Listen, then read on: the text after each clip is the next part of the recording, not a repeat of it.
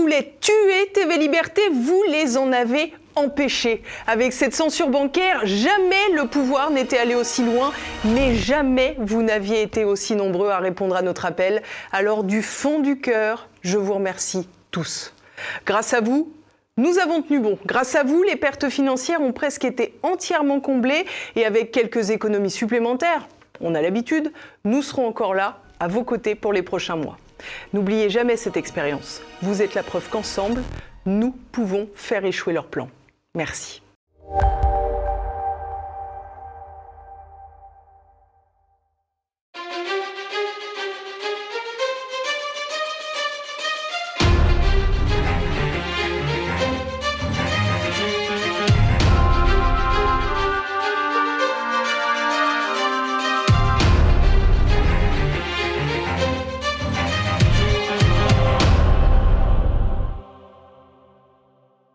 Bonjour à tous et bienvenue dans Choc du Monde, le magazine des crises et de la prospective internationale de TVL. Moscou a bombardé Kiev une nouvelle fois, malgré les demandes, voire même les menaces de sanctions de la Maison-Blanche.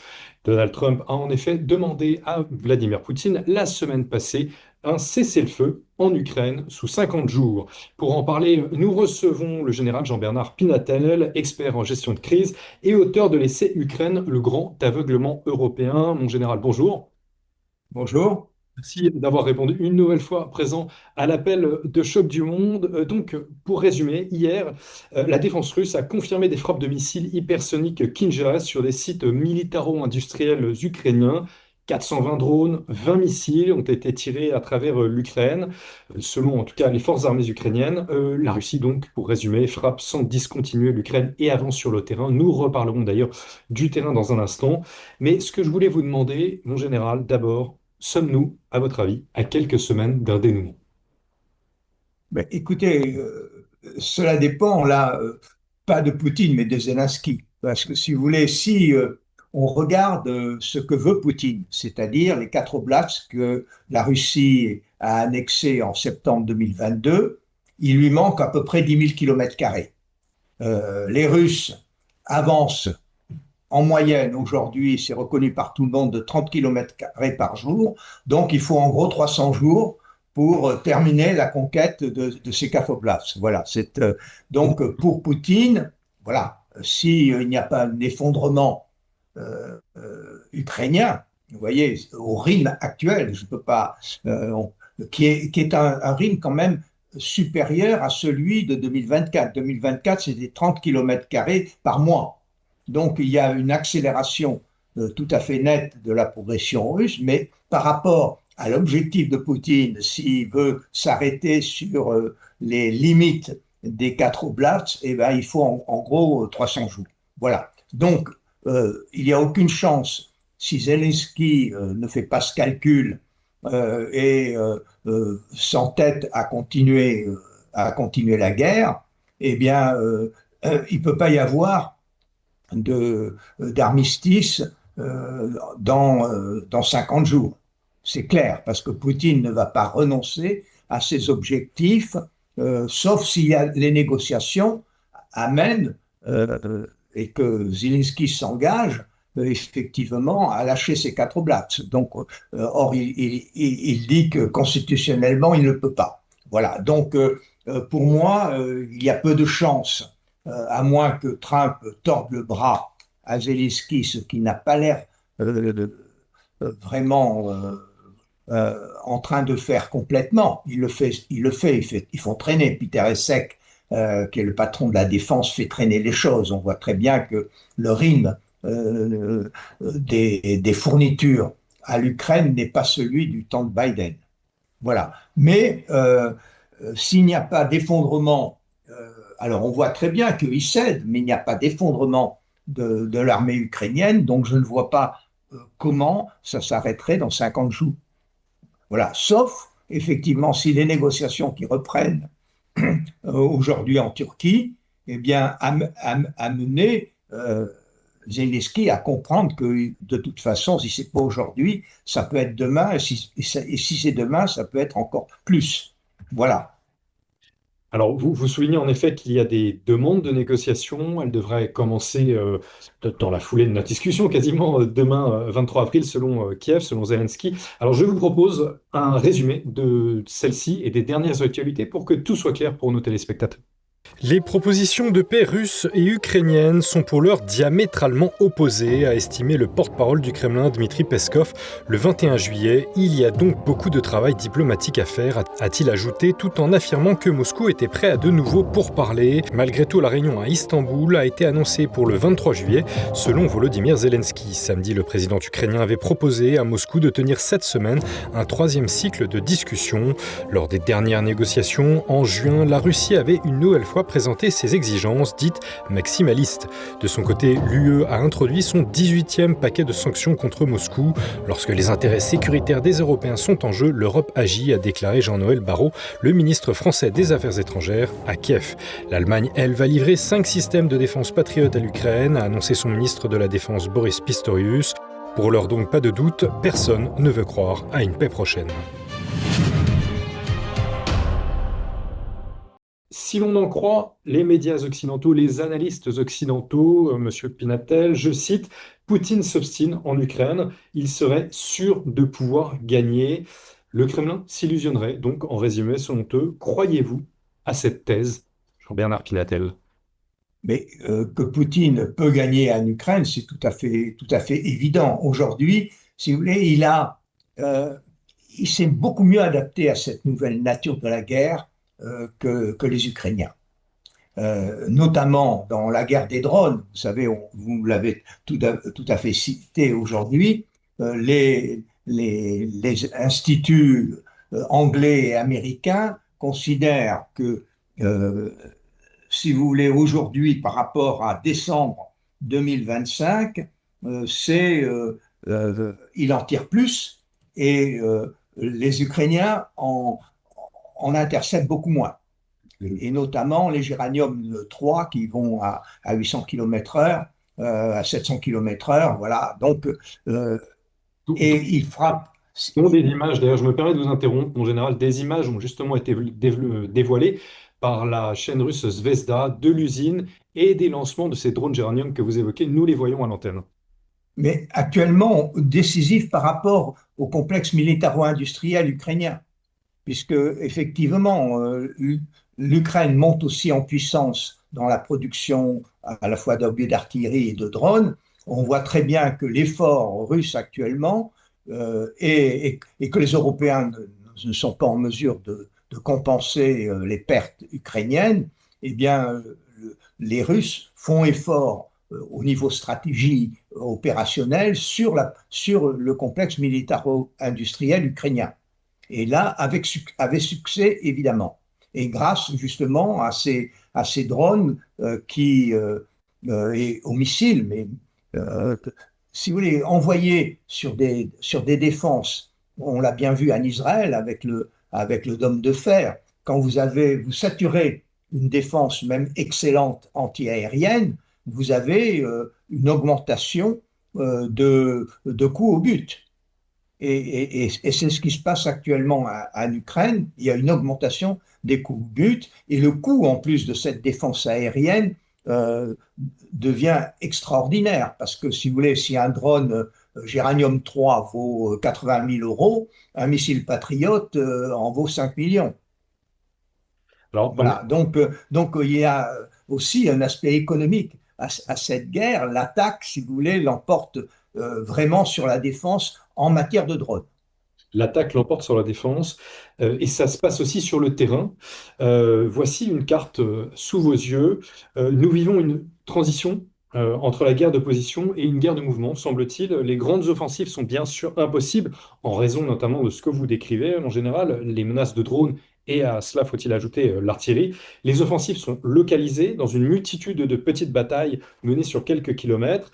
Les gains territoriaux sont relatifs, sont quand même relativement minces, 500 km² en juin, même si c'est davantage, comme vous le disiez, que l'année passée. Mais les lignes ukrainiennes sont mises à mal, même sur des segments du front qui étaient gelés, dans la région de Dniepro ou de Zaporogie, par exemple, plus au sud. Quelle est, à votre avis, la recette du succès russe?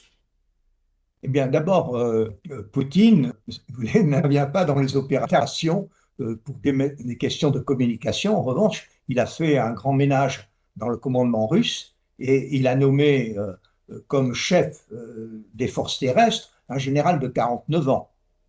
Et ce général, si vous voulez, c'est celui qui avait conquis Mariupol, c'est celui qui avait Adrivka également, qui avait conquis Adrivka. Donc c'est quelqu'un qui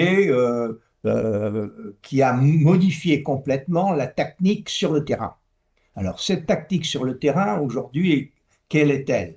Eh bien, c'est d'abord, puisqu'on ne peut pas faire de grandes offensives, mais que le front est très très long, c'est de décider à un moment, je ne vais pas attaquer les points forts. Par exemple, Potrovsk, cette ville de 5000 habitants qui est une ville minière, etc., eh bien, il encercle petit à petit, par le nord, par le sud, par le sud-est, de façon à lui couper tous les itinéraires de ravitaillement. Alors, ils essaient de ravitailler par drone, mais ça ne donne pas le volume qui est tout à fait nécessaire. Et donc, on voit qu'aujourd'hui, il n'y a plus pratiquement aucun itinéraire qui n'est pas sous le feu des drones russes. Voilà, donc tout le monde s'attend à ce que Potros tombe. Alors, tombe de la façon suivante, soit les gens se replient juste avant en laissant leur matériel ou avec leur matériel, mais si vous voulez, ils ne vont plus faire une attaque frontale contre les villes. Ils les isolent, et à partir du moment où ils les isolent, ils ont un problème énorme, c'est qu'aussi, en les isolant, ils ne peuvent pas évacuer les blessés à l'intérieur de la ville. Voilà, puisqu'on ne peut plus envoyer de véhicules sans qu'ils soient attaqués par des drones, à partir du moment où les itinéraires de repli sont sous la couverture des drones. Donc, c'est comme ça que ce général avance, et c'est ce qui fait qu'il choisit un jour je vais attaquer par exemple le nord, il va concentrer tous les appuis-feu sur cette zone, et ensuite il envoie des forces spéciales, pratiquement, des parachutistes qui vont faire le nettoyage, et ensuite eh bien, il consolide la position qu'il a obtenue par les forces classiques. Voilà, donc on voit très bien des gens se déplacer en moto à toute vitesse ou en quad en toute vitesse qui vont sur les zones qui ont été frappées et qui font le nettoyage. Et ensuite, ils consolident. C'est pour ça que ça n'avance pas vite, mais ça avance systématiquement et sans beaucoup de pertes pour ses forces, et ce qui est tout à fait essentiel pour le moral. Alors, vous évoquez donc la révolution stratégique, tactique menée par le général Oui, Morditchev. c'est beaucoup plus tactique et stratégique. Elle est au niveau des drones. Elle est tout à fait claire qu'elle est au niveau des drones. Au niveau tactique, c'est les chefs.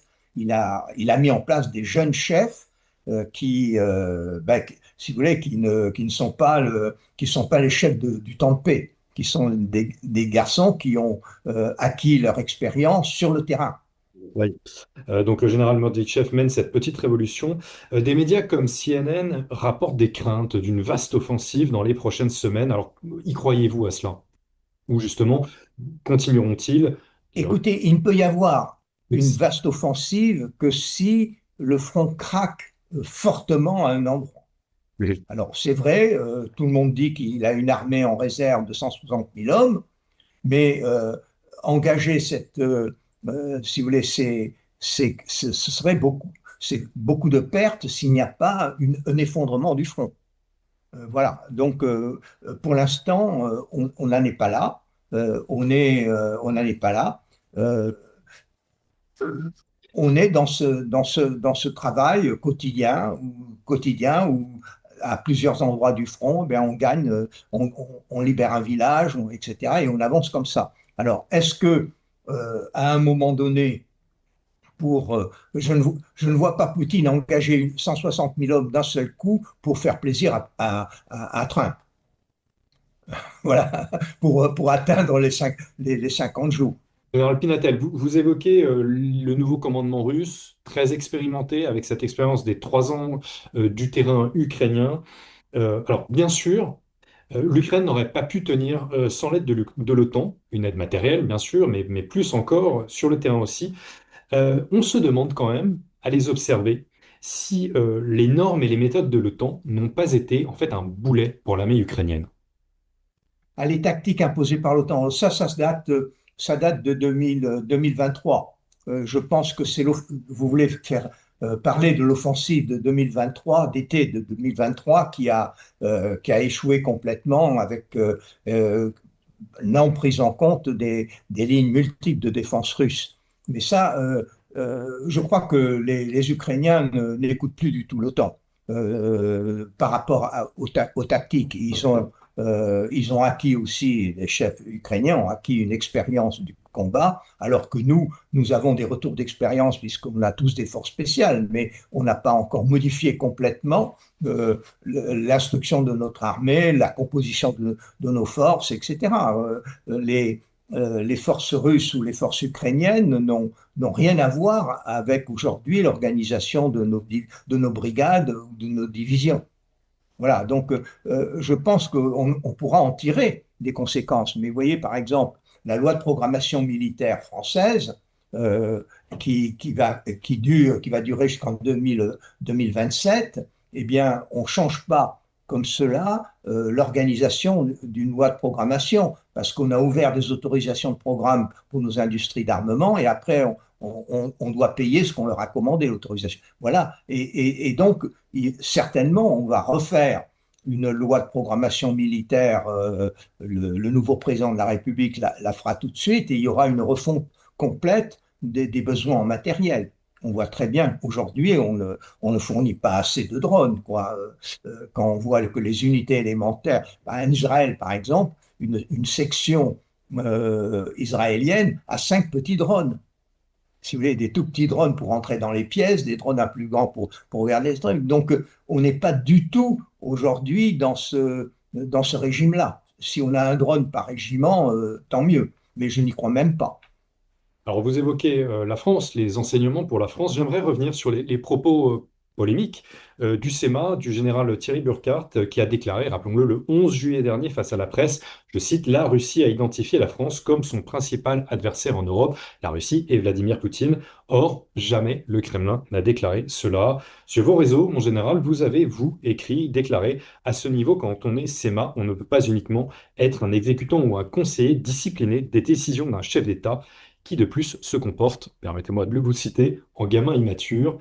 Vous avez été particulièrement critique, général Pinatel. Mais écoutez, oui, parce que, si vous voulez, on le sait très bien comment ça fonctionne en France. Mon père m'avait dit, moi je vous rappelle, j'ai quitté l'armée comme jeune général à 50 ans, parce que j'ai perdu mon épouse, mais j'étais destiné à être CEMA, tout CEMA. Voilà. Donc, mais mon père m'avait dit, si tu termines général de division, tu auras fait une très belle carrière. Mon père, qui était inspecteur général de l'administration, me dit, tu auras fait une très belle carrière. Parce qu'après, corps d'armée et armée, c'est le politique qui va te choisir.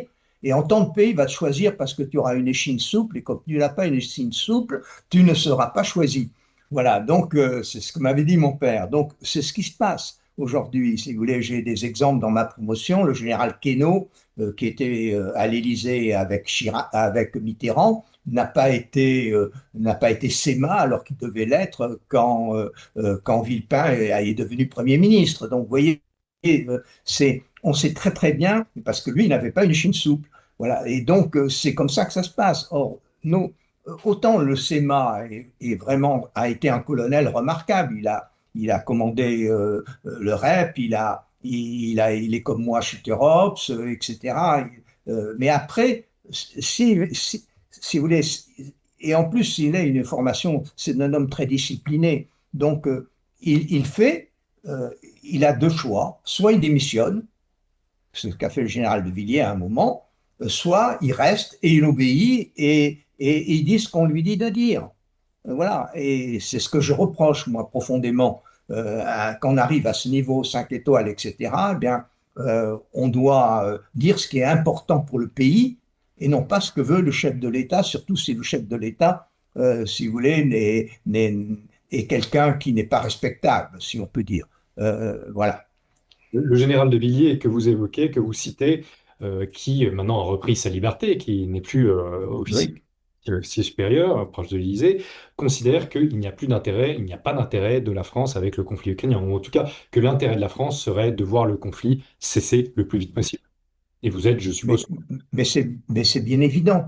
c'est bien évident. L'intérêt de la France, pour moi, si vous voulez, est lié à la position gaulliste. La France, c'est un pays qui est à la fois une puissance maritime, avec 5 000 km de côte, 12 millions et demi de kilomètres de zone économique exclusive, comme les États-Unis et la Grande-Bretagne, mais aussi une puissance continentale comme l'Allemagne et la Russie. Et donc, le rôle de la France, qu'avait défini le général de Gaulle, c'était un trait d'union entre l'Est et l'Ouest, mais de ne pas s'aligner soit à l'Ouest, il avait retiré la France de l'organisation militaire intégrée, de soit s'aligner à l'Est. Voilà, donc pour que la parole de la France porte, il faut qu'elle ne soit pas alignée. Or, justement, Macron, comme Hollande, comme Sarkozy, nous a alignés, si vous voulez, sur les États-Unis. Et on voit bien que on se fait avoir quand on s'aligne, puisque aujourd'hui, changement de président aux États-Unis qui veut se désengager. Et si vous voulez, il y a une Global Security Review qui vient d'être publiée aux États-Unis et que j'ai traduite entièrement, dans lequel on voit que les États-Unis ne veulent plus prendre le risque d'être entraînés dans une guerre. Donc, ils ne veulent plus être en première ligne. Et notamment, ils veulent retirer leurs forces des premières lignes européennes en les divisant, en ne gardant que 20 000 hommes au lieu de 100 000 hommes, également au Moyen-Orient, pour les basculer sur ce qu'ils considèrent être leur menace, c'est la Chine, régime communiste, économie qui leur tape des croupières, et en plus montée en puissance militaire très forte. Et là encore, ils ne veulent pas être en première ligne. Par exemple, dans cette militaire review, ils proposent de retirer les forces d'Okinawa, qui n'est qu'à 450 km de la Chine. Vous voyez, donc ils veulent, et ils disent c'est à nos alliés qui doivent prendre en compte leur sécurité, qui doivent être en première ligne. Nous, on peut venir en support, mais on ne veut pas être, on veut avoir la possibilité de décider si on y va ou on n'y va pas. Et voilà. Et donc aujourd'hui, de s'aligner sur les États-Unis, ben on voit, ils nous lâchent. Après nous avoir amenés dans cette guerre, ils nous lâchent. Et il lâche aussi forcément les dirigeants étrangers qu'ils ont soutenus dans les pays directement impliqués, à savoir bon, le cas. Voilà, et nous, on n'est pas capable, parce qu'on ne s'est pas mobilisé, puisque on avait les Américains qui étaient en première ligne, eh bien on ne s'est pas mobilisé, on n'est pas capable de les remplacer. Si encore on voulait soutenir l'Ukraine et faire la guerre à la Russie. Le grand paradoxe, et d'ailleurs cette petite musique commence à bruisser dans les médias occidentaux, même dans les médias dominants occidentaux, le grand paradoxe, c'est qu'on sait de plus en plus que l'Ukraine a perdu, mais on attend et on ne prend pas les décisions qui s'imposent. Comment expliquez-vous ce paradoxe? Vous avez titré votre livre Le grand aveuglement européen, mais comment se fait-il que l'on s'aveugle encore aujourd'hui, 3 ans plus tard? Ah, mais écoutez, moi je l'explique simplement parce que quand on est aligné, si vous voulez, les chefs d'État européens se sont fait élire en disant on va être les meilleurs alliés et ils font tous les meilleurs alliés des États-Unis. Alors quand il y avait Obama-Biden, effectivement, on était alignés. Regardez Hollande, par exemple, sur la Syrie, était en pointe par rapport à Obama et qu'Obama l'a laissé tomber. Donc, on essaie d'être les bons élèves de la classe. Et puis, ce qu'on oublie, c'est et qu'on ne regarde pas, c'est qu'aux États-Unis, les démocrates peuvent être remplacés par des républicains qui ont une vue des intérêts américains beaucoup plus centrés sur les intérêts réels et qui ne veulent pas, et qui ont tiré les leçons surtout de toutes les guerres qu'ils ont menées en premier et qu'ils ont perdu, que ce soit l'Afghanistan, que ce soit l'Irak, etc. Donc voilà, ils n'ont plus envie d'être les gendarmes du monde. Ils veulent défendre d'abord leurs intérêts par rapport aux deux menaces principales, la Russie, la Chine communiste et l'islam radical. C'est pour ça le soutien inconditionnel à Israël que l'on a vu. Avez-vous le sentiment que Donald Trump subit là son premier revers diplomatique face à l'Ukraine et face à Vladimir Poutine? Non, non, moi je ne pense pas.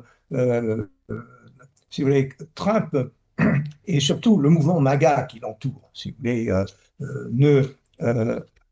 veulent se rapprocher de la Russie. veulent se rapprocher de la Russie. Le but de tout ça, de stopper la guerre d'Ukraine, c'est pouvoir retirer, et pendant la campagne électorale, Trump et Vance ont critiqué énormément Biden d'avoir jeté la Russie dans les bras de la Chine. Pourquoi? Parce que en jetant la Russie dans les bras de la Chine, notamment, ils ont amené la Russie à être une très active dans les BRICS. Et dans les BRICS, c'est la mise en cause du dollar comme monnaie de réserve. Et donc, ils veulent essayer de ressortir la Russie de cette alliance, parce qu'ils savent très bien que la Russie se méfie de la Chine.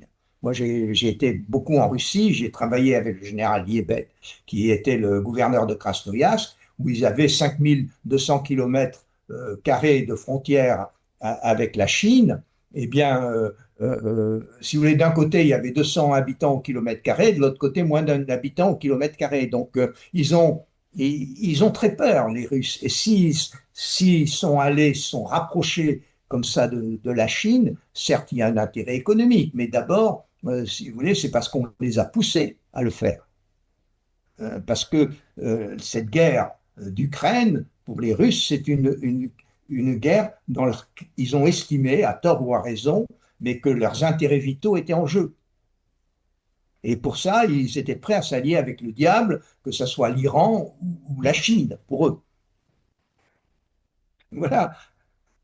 Des intérêts vitaux, les intérêts vitaux de la Russie en jeu, eh bien, ce sera le mot de la fin. Général Jean-Bernard Pinatel, merci encore. Je rappelle que vous avez publié récemment l'essai Le Grand Ukraine, le grand aveuglement européen. Merci beaucoup d'avoir une nouvelle fois participé à Choc du Monde. Merci à tous d'avoir suivi cet épisode. Surtout, n'oubliez pas de le commenter, de le partager et d'ajouter un petit pouce bleu. Merci à tous et bonne soirée.